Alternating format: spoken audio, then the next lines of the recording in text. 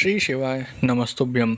स्वागत है आपका शिव पुराण श्री रुद्र संहिता तृतीय खंड 54वें अध्याय में पार्वती को पतिव्रत धर्म का उपदेश। ब्रह्मा जी बोले, हे मुनिश्रेष्ठ नारद, जब शैलराज हिमालय और देवी मैना से आज्ञा लेकर भगवान शिव सभी देवताओं और ऋषि मुनियों सहित देवगणों व शिवगणों को साथ लेकर उस स्थान से बाहर चले गए, तब सप्त ऋषियों ने कहा कि हे शैलराज, अपनी पुत्री को शीघ्र ही भगवान शिव के साथ भेजने की कृपा करें।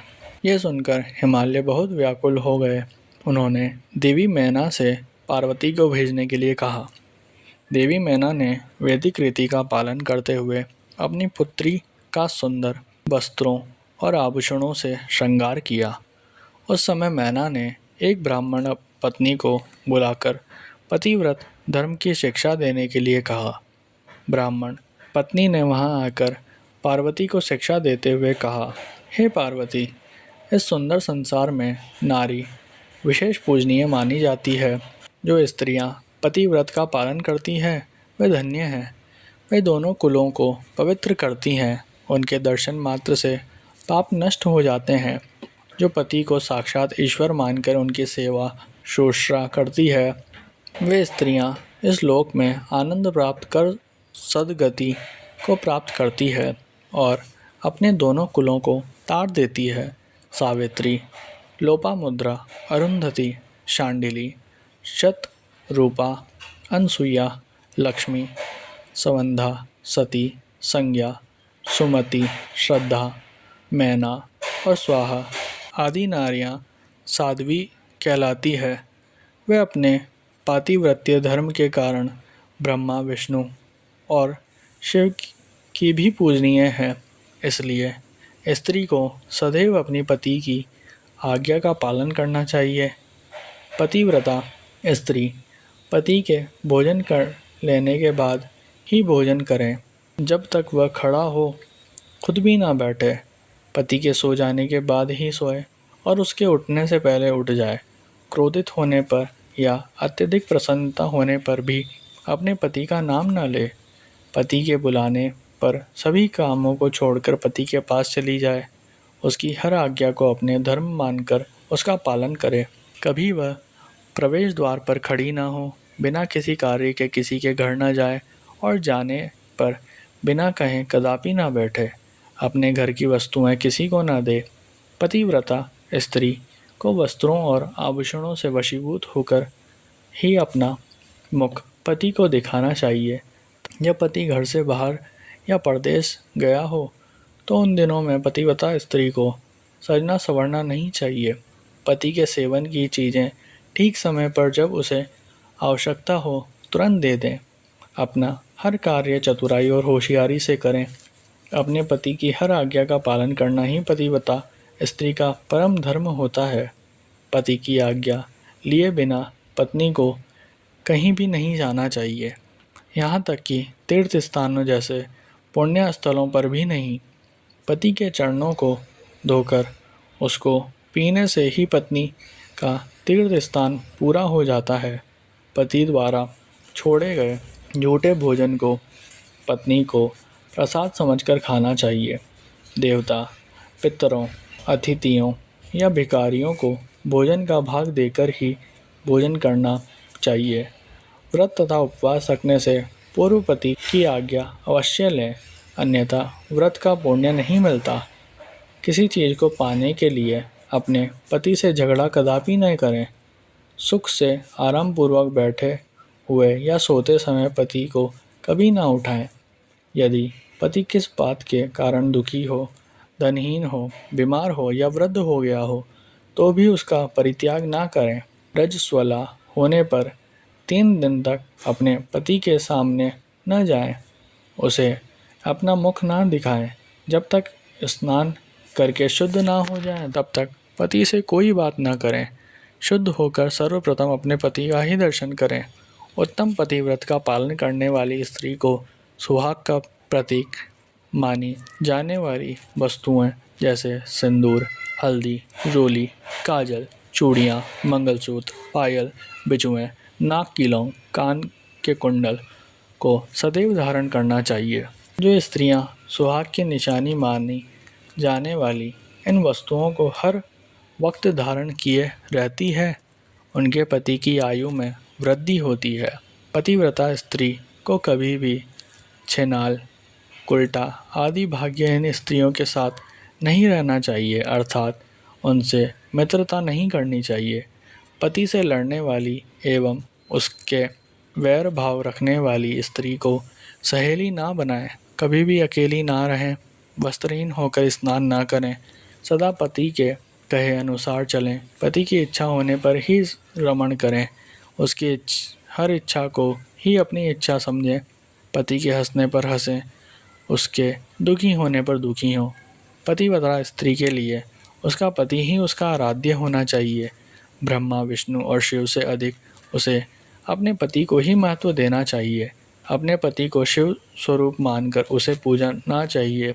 पति के साथ लड़ने वाली स्त्री कुतिया या सिया ऋण के रूप में जन्म लेती है। पति जिस स्थान पर बैठा हो उससे ऊंचे स्थान पर न बैठें, किसी की भी निंदा ना करें, सबसे मीठे वचन बोलें। पति स्त्री की जिंदगी में सबसे अधिक महत्वपूर्ण होता है, इसलिए उसका सदैव पूजन करें। नारी को अपने पति को ही देवता, गुरु, धर्म, तीर्थ एवं व्रत समझकर उसकी आराधना करनी चाहिए। पति से कभी दुर्वचन ना कहें। सास, ससुर, जेठ, जेठानी, गुरुओं सहित सभी बड़ों का आदर करें। उनके सामने कभी ऊंचा ना बोलें और ना ही हंसें। बाहर से पति के आने पर आदरपूर्वक उसके चरण धोएं। जो मूढ़ बुद्धि नारियां अपने पति को त्याग कर व्यभिचार करती हैं अथवा दुष्ट पुरुषों के सानिध्य में रहती हैं, वे उल्लू का जन्म लेती हैं। पति से हीन नारी सदा के लिए अपवित्र हो जाती है। तीर्थ स्नान करने पर भी वह अपवित्र रहती हैं। जिस घर में पतिव्रता नारी का वास होता है, उसके पिता, पति और माता तीनों के कुल तर जाते हैं। वे सीधे स्वर्गलोक की शोभा बढ़ाते हैं। इसके विपरीत जो स्त्रियां पर पुरुषों की ओर आकर्षित होकर अपने मार्ग से भटक जाती हैं, वह अपने साथ साथ अपने कुल का भी नाश करती हैं। पतिव्रता नारी के स्पर्श होने मात्र से ही वहाँ की भूमि पावन और पापों का नाश करने वाली हो जाती है। सूर्य, चंद्रमा तथा वायुदेव भी पवित्रता हेतु नारी का स्पर्श करते हैं ताकि वे दूसरों को पवित्र कर सकें। पतिव्रता पत्नी ही गृहस्थ आश्रम की नींव है, सुखों का भंडार है, वही धर्म का पाने का एकमात्र रास्ता है तथा वही परिवार की वंश बैल को आगे बढ़ाने वाली है। भगवान विश्वनाथ में अटूट भक्ति भाव रखने वाले शिव भक्त को ही पतिव्रता नारियों की प्राप्ति होती है। पत्नी से ही पति का अस्तित्व होता है। एक दूसरे के बिना दोनों का कोई अस्तित्व नहीं रह जाता। पत्नी के बिना पति देव यज्ञ, पितृ यज्ञ और अतिथि यज्ञ आदि कोई भी यज्ञ अकेले संपन्न नहीं कर सकता। पतिव्रता नारियों को पवित्र पावनी गंगा के समान पवित्र माना जाता है। उसके दर्शनों से ही सब कुछ पवित्र हो जाता है। पति पत्नी का संबंध अटूट है। पति प्रवण है और पत्नी वेद और ऋचा। एक तप है जो एक क्षमा पत्नी द्वारा किए अच्छे कर्मों का फल है। पति हे गिरिजानंदिनी, शास्त्रों में पतिव्रता नारियों को 4 प्रकार का बताया गया है: उत्तमा, मध्यमा, निकृष्टा और अति निकृष्टा। ये पतिव्रता स्त्रियों के भेद हैं। जो स्त्रियां स्वप्न में भी सिर्फ अपने पति का ही स्मरण करती हैं, ऐसी स्त्रियां उत्तमा पतिव्रता कहलाती है। जो स्त्रियां प्रत्येक पुरुष को पिता, भाई एवं पुत्र के रूप में देखती हैं, वह मध्यमा पतिव्रता कहलाती हैं। जिसके मन में धर्म और लोक जाल का भय रहता है और इसके कारण वह सदैव धर्म का पालन करती है, और निकृष्टा पतिव्रता कहलाती हैं। जो स्त्री अपने पति से डरकर या कुल के बदनाम होने के डर से या विचार से दूर रहती हैं, वह स्त्री अति निकृष्टा पतिव्रता कहलाती है। ये चारों प्रकार की पतिव्रता स्त्रियां पावन, पवित्र और समस्त पापों का नाश करने वाली कही जाती है। मुनि अत्रि की पत्नी अनसुईया ने अपने पतिव्रत के प्रभाव से त्रिदेवों ब्रह्मा, विष्णु और शिव को शिशु बना दिया है। यही नहीं, उन्होंने मरे हुए एक ब्राह्मण को अपने सतीत्व के बल से जीवित कर दिया है था। हे गिरिजानंदिनी, मैं पतिव्रता स्त्री की सभी विशेषताएं और गुण तुम्हें बता दिए हैं। अब आप इसी के अनुरूप ही आचरण किया करें। अपने पति की हर आज्ञा को सर्वोपरि मानकर उसका पालन करें। पति को खुश रखने में ही सभी मनोवांछित फलों की प्राप्ति होती है। आप तो जगदम्बा का रूप हैं और आपके पति तो साक्षात भगवान शिव हैं। आपको ये सब बताकर कोई लाभ नहीं, क्योंकि आप तो ये सब जानती ही हैं और इसका उत्तम पालन भी करेंगी। आपके विषय में तो सोचकर ही स्त्रियां पवित्र एवं पतिव्रत धर्म का पालन करने वाली हो जाती हैं। इसलिए मुझे अधिक कुछ कहने की आवश्यकता नहीं है। मुझे विश्वास है कि आप उत्तम पतिव्रत धर्म का पालन करके संसार की अन्य स्त्रियों के समक्ष उदाहरण प्रस्तुत करेंगी। ऐसा कहकर वह ब्राह्मण पत्नी चुप हो गई। उनसे पतिव्रत धर्म का उपदेश सुनकर देवी पार्वती ने बहुत हर्ष का अनुभव किया। उन्होंने दोनों हाथ जोड़कर ब्राह्मण पत्नी को नमस्कार किया तथा उत्तम धर्म के विषय में ज्ञान देने के लिए उनका धन्यवाद दिया।